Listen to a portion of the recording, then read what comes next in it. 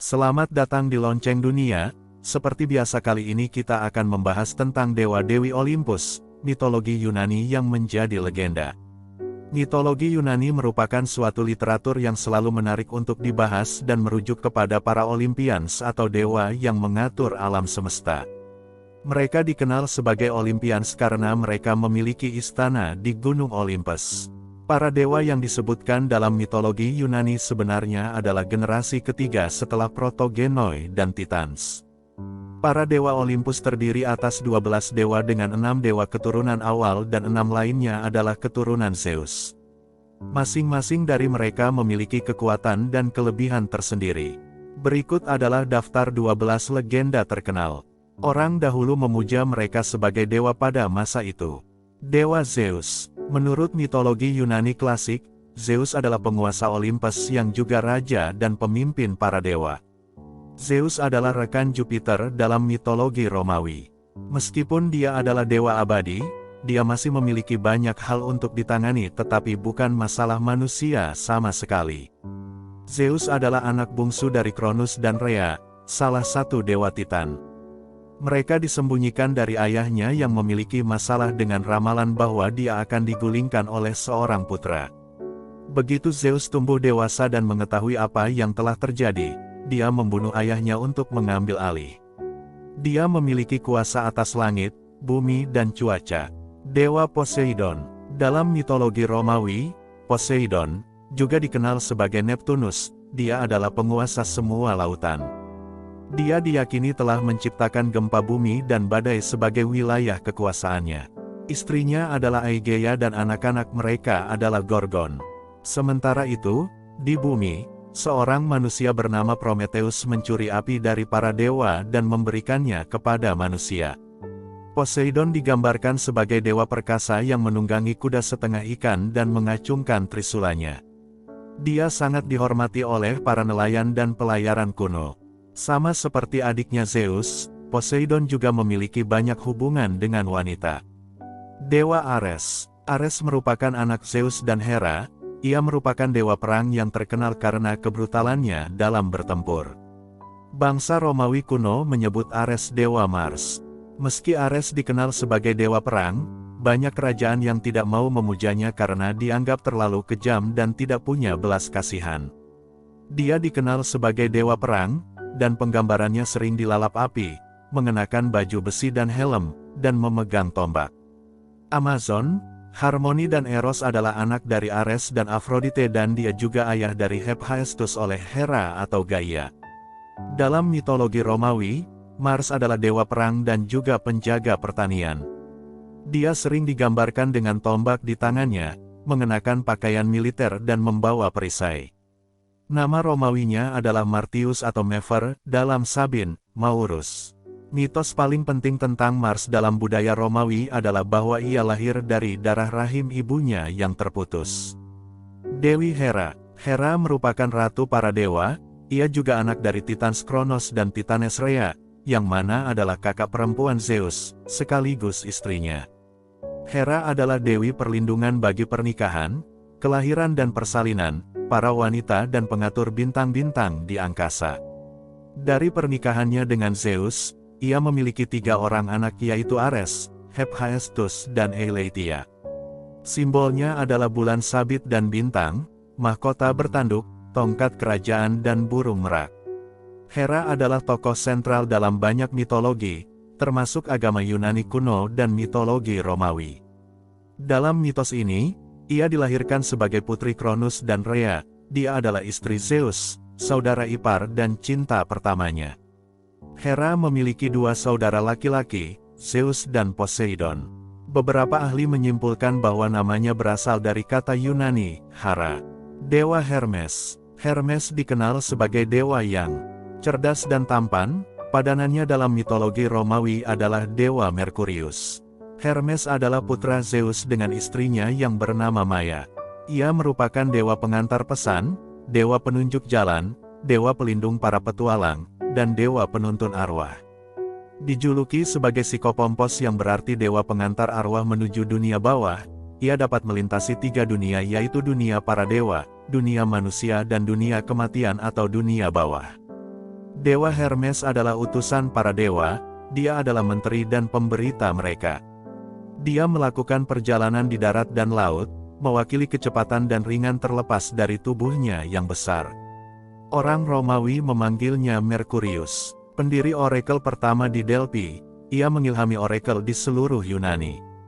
Dia diabadikan dalam budaya populer ketika Hermes Trismegistus, yang diklaim sebagai penulis kumpulan teks kuno dengan ajaran gaib yang konon mengandung kebijaksanaan dari berbagai sumber, diidentifikasi sebagai Dewa Hermes. Hermes adalah dewa nasihat, perdagangan, perjalanan, dan keberuntungan. Dia sering diperlihatkan dengan tongkat atau tongkat pemberita dengan kepala elang di satu ujung dan kepala ular di ujung lainnya. Karena kecepatannya ia juga membawa sandal bersayap yang ia gunakan untuk terbang. Dewi Aphrodite. Dewi Aphrodite adalah dewi cinta Yunani. Ia selalu digambarkan memiliki paras yang cantik rupawan sehingga membuat siapapun yang melihatnya akan jatuh cinta. Ia merupakan lambang nafsu, kecantikan, bujuk rayu, kebahagiaan dan dipuja sebagai dewi kesuburan bagi wanita. Ia memiliki suami yaitu Dewa Hephaestus namun memiliki anak dengan kekasihnya, yaitu Ares sang dewa perang. Orang Romawi menyamakan Aphrodite dengan Dewi Venus, yang merupakan dewi cinta, kecantikan dan seks.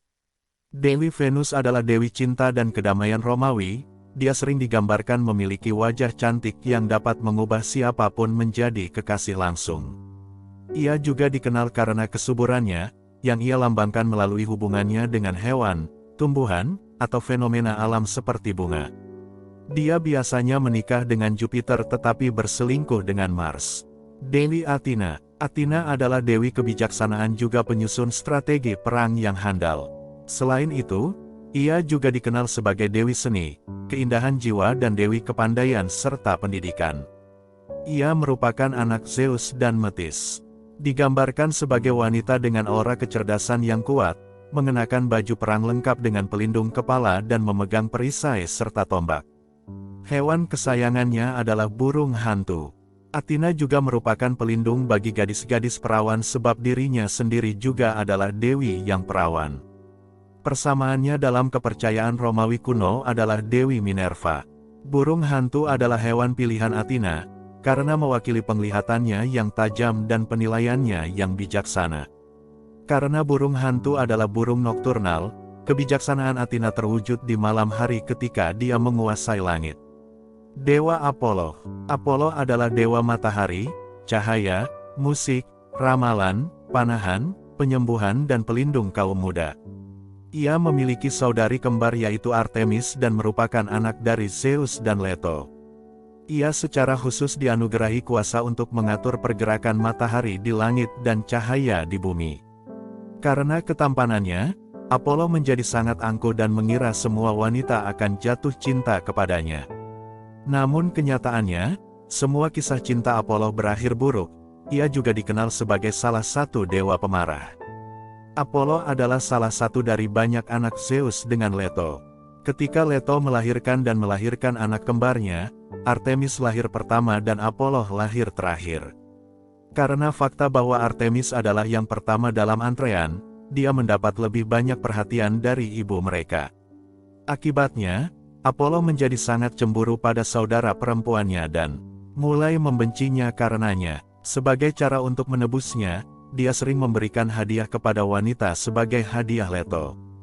Dewa Hephaestus. Hephaestus adalah dewa api dan juga merupakan suami dari Dewi Aphrodite. Sebagai salah satu dari anak Zeus, Hephaestus dikaruniai kepandaian dalam mengolah besi dan menciptakan benda-benda luar biasa. Contohnya membuat petir bagi Zeus, Aegis bagi Athena dan baju perang bagi Achilles. Ia adalah dewa yang pincang dengan wajah yang buruk rupa. Saat mengetahui istrinya berselingkuh dengan Ares, ia membuat jaring jebakan dan memanggil semua dewa untuk menjadi saksi perselingkuhan keduanya. Ia digambarkan sebagai dewa yang kuat dan simbolnya adalah palu, pelengkung dan besi landasan. Dewi Artemis. Artemis adalah dewi bulan, pelindung alam dan hewan liar. Ia senang berburu bersama saudaranya, Apollo. Ia juga merupakan dewi kesucian dan kesuburan. Untuk itu para pengikutnya pun diharuskan untuk menjaga kesuciannya. Ia digambarkan sebagai gadis muda yang cantik selalu membawa busur dan panah serta dikelilingi oleh hewan-hewan kesayangannya seperti rusa, serigala dan babi hutan. Ia dan saudaranya memiliki kemampuan memanah terbaik di antara para dewa Olympus. Dewi Hestia. Hestia adalah kakak sulung Zeus. Ia adalah dewi perapian dan pelindung keluarga. Ia digambarkan sebagai perempuan bersahaja mengenakan penutup kepala putih. Singgasananya pun sangat sederhana, berbentuk kayu polos dengan bantal wol putih. Hestia dihormati oleh dewa dan manusia karena keberadaannya di mana-mana, baik itu di kuil maupun rumah. Setiap kota di Yunani kuno memiliki perapian yang besar di tengah kota dan dijaga agar terus menyala.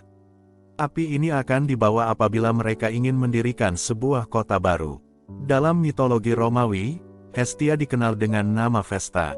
Dewi Demeter. Demeter merupakan dewi pertanian, dewi bunga dan kesuburan tanah.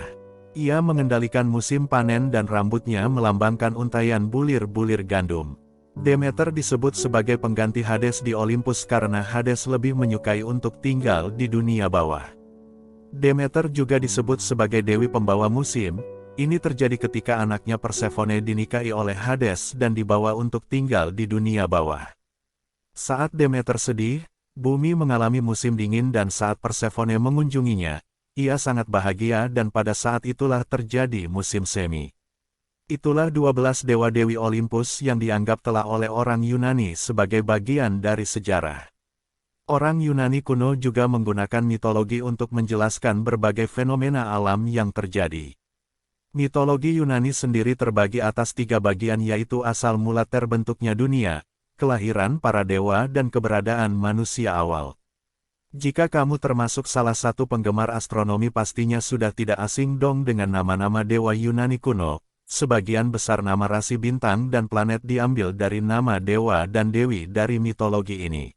Baik, sampai di sini saja pembahasan video kali ini. Semoga bermanfaat bagi kita semua. Jika kalian ingin mengetahui tentang peristiwa-peristiwa yang sulit diungkap atau fenomena tentang kegelapan dunia, silakan subscribe dan jangan lupa bunyikan loncengnya.